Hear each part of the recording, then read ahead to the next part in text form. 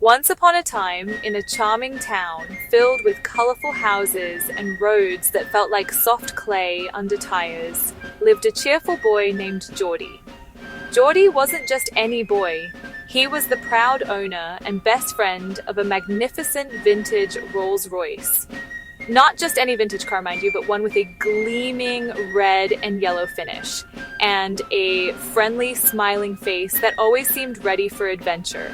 His car, whom Geordie affectionately called Ruby, wasn't just a vehicle. She was a beloved companion, full of personality.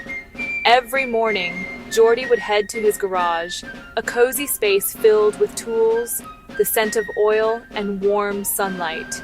He'd find Ruby waiting, her eyes twinkling with anticipation. One sunny day, before a grand drive, Geordie decided Ruby needed a special shine. With a bucket of soapy water, a soft sponge, and a lot of happy bubbles, he began to wash her. Ruby giggled as the suds tickled her headlights, and Geordie hummed a cheerful tune as he buffed her to perfection. She gleamed, no longer just shiny, but radiant, as if reflecting all the joy in the world. After making sure every speck of dust was gone and every surface sparkled, Geordie hopped into Ruby's driver's seat.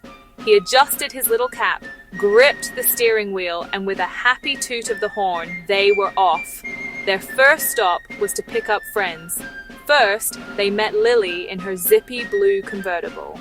Azure, Lily loved speed and felt the wind in her hair was the best part of any journey. Next was Tom in his sturdy green van, Forrest, always reliable and filled with interesting gadgets. Together, they formed an inseparable trio, ready for any adventure. Today's plan was an exciting drive to the Berry Blossom Hills, a beautiful spot just outside of town, known for its breathtaking views and delicious wild berries.